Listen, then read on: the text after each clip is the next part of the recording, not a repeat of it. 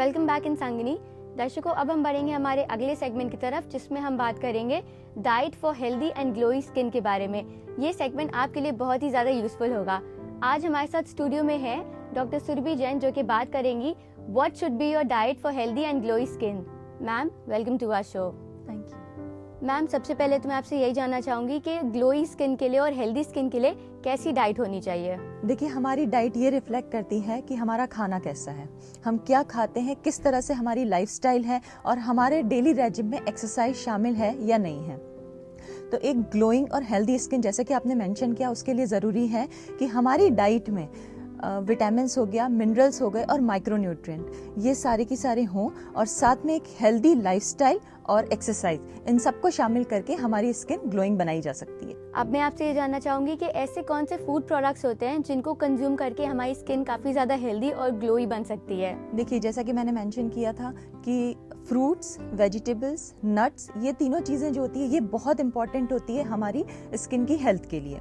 तो फ्रूट्स में अगर देखा जाए तो जो फ्रूट सबसे ज़्यादा हमारी हेल्थ को, हमारी स्किन की हेल्थ को इफेक्ट करते हैं वो है पपाया। इसके अंदर विटामिन ए और सी पाया जाता है। इस पपाया खाने से क्या होता है कि जो हमारे स्किन के ब्लेमिशेस होते हैं, मार्क्स होते हैं, ये क्लियर होते हैं और स्किन एक ग्लोइंग अपीयरेंस देता है। उसके बाद बेरीज आती हैं, जैसे जामुन हो गया, स्ट्रॉबेरीज हो गई, इसके अंदर एंटीऑक्सीडेंट पाए जाते हैं जो कि हमारी स्किन की वॉल के लिए और प्लस उसके फॉर्मेशन के लिए बहुत ज़्यादा इंपॉर्टेंट होते हैं। तो इन सब फ्रूट्स का सेवन करके हमारी स्किन की हेल्थ को निखारा जा सकता है। फिर जैसे मैंने आपसे बात करी थी वेजिटेबल्स के बारे में, तो ग्रीन वेजिटेबल्स जो होती हैं उनका इफेक्ट हमारी स्किन पे सबसे ज़्यादा होता है। जैसे पालक हो गया, पालक के अंदर विटामिन ए होता है और साथ में आयरन होता है। विटामिन ए जो होता है वो हमारी स्किन हेल्थ के लिए सबसे ज़्यादा इंपॉर्टेंट विटामिन है। फिर पालक के साथ साथ हमने गाजर ले ली। गाजर के अंदर बीटा कैरोटीन होता है, जिसका आजकल बहुत ज़्यादा फेमस है बीटा कैरोटीन। ये एक एंटीऑक्सीडेंट होता है और इससे हमारी स्किन में जो छोटे मोटे पिंपल्स आते हैं वो नहीं होते हैं। फिर चुकंदर हो गया। चुकंदर हमारी स्किन के लिए इसलिए ज़्यादा इंपॉर्टेंट है क्योंकि ये ब्लड सर्कुलेशन बढ़ाता है। तो बोलते हैं ना, एक रेडनेस देता है स्किन को, एकदम ग्लोइंग लुक देता है हमारी स्किन को। और जो दूसरे वेजिटेबल्स वो इंपॉर्टेंट है वो है कैबेज। पूरी की पूरी क्रूसीफेरी फैमिली जिसके अंदर आता है, कैबेज हो गया, कॉलीफ्लावर हो गया, ब्रोकली हो गया, इन सब में विटामिन सी और विटामिन ए की मात्रा बहुत ज़्यादा होती है। मैम, अब जैसे हम बात करें ग्रीन टी की, तो काफ़ी सारे लोग कंज्यूम करते हैं ग्रीन टी, तो उसके क्या बेनिफिट्स होते हैं इन मेंटेनिंग द स्किन? और अगर हम बात करें फिश की, जो नॉन वेजिटेरियन लोग होते हैं वो काफ़ी खाते हैं, तो वो कैसे हेल्प करता है स्किन को ग्लोई और हेल्दी बनाने में? देखिए, ग्रीन टी जो होती है उसके एंटी इन्फ्लेमेटरी और एंटी बैक्टीरियल इफेक्ट होते हैं। मैं इसको थोड़ा समझाती हूँ। एंटी इन्फ्लेमेटरी का मतलब होता है कि चेहरे की इडीमा को, स्किन के इडीमा को कम करता है, और एंटी बैक्टीरियल यानी कि बैक्टीरिया की ग्रोथ को रोकता है। तो इसीलिए स्किन हेल्थ के लिए ग्रीन टी बहुत इंपॉर्टेंट है। और दूसरा जो ग्रीन टी का फायदा है वो ये है कि ग्रीन टी एंटीऑक्सीडेंट भी होता है और साथ में हमारी बॉडी के सारे जो टॉक्सिन्स होते हैं उनको स्किन के थ्रू फ्लश आउट कर सकता है। फिर आपने बात करी फिश की। बिल्कुल, फिश बहुत अच्छा फूड है क्योंकि फिश के अंदर ओमेगा 3 फैटी एसिड पाया जाता है। वो हमारी स्किन हेल्थ के लिए बहुत इंपॉर्टेंट होता है। मैं अपनी क्लिनिक्स में कई बार देखती हूँ कि लेडीज आती हैं और पूछती हैं कि हमें आप सप्लीमेंट दे दीजिए। जैसे मैंने बात करी ओमेगा 3 फैटी एसिड्स की, टोमेटो के अंदर लाइकोपीन होता है। तो सप्लीमेंट लेने से बेटर है कि आप इसको अपने फूड के थ्रू ही लीजिए, तो इससे आपकी स्किन भी हेल्दी होगी और आप एक ग्लोनेस फील करेंगे अपनी स्किन के ऊपर। मैम, अब जैसे स्किन में काफ़ी कॉमन प्रॉब्लम होती है, दैट इज़ पिंपल्स और एक्ने की, तो हम अपनी डाइट में क्या क्या ना लें जिससे कि हम इस प्रॉब्लम को काफ़ी रिड्यूस कर सकें? देखिए, पिंपल की जो प्रॉब्लम होती है उसका मेन रीज़न ये नहीं होता है कि वो स्किन की प्रॉब्लम है। कई बार जो पिंपल्स होते हैं वो हमारी इंटरनल कंडीशन को भी बताते हैं। जैसे मैं कुछ एग्जांपल लेती हूँ। स्ट्रेस की कंडीशन में जो लोग बहुत ज़्यादा टेंशन लेते हैं, तो पिंपल्स का एग्रीवेशन स्ट्रेस की वजह से हो सकता है। कुछ मेडिकल प्रॉब्लम्स जैसे हार्मोनल इम्बैलेंस हो गया, या फिर आपका लिवर ढंग से फंक्शन नहीं कर रहा है, या फिर आपका डाइजेशन प्रॉपर नहीं है, तो इस वजह से भी पिंपल आ सकते हैं। क्लेanलीनेस तो है ही है कि हमें अपनी हाइजीन मेंटेन करनी चाहिए, नहीं तो पिंपल्स का एक रीज़न होता है। और सबसे ज़्यादा इंपॉर्टेंट है डाइट। अब डाइट की बात लेती हूँ। जैसे टोमेटो हो गया, टोमेटो के अंदर लाइकोपीन होता है, वो हमारी स्किन हेल्थ के लिए बहुत अच्छा होता है। अब मैं बात करती हूँ कि कुछ ऐसी चीज़ें जो हमें अवॉइड करनी चाहिए। उसमें सबसे पहला नाम आता है टी और कॉफ़ी का।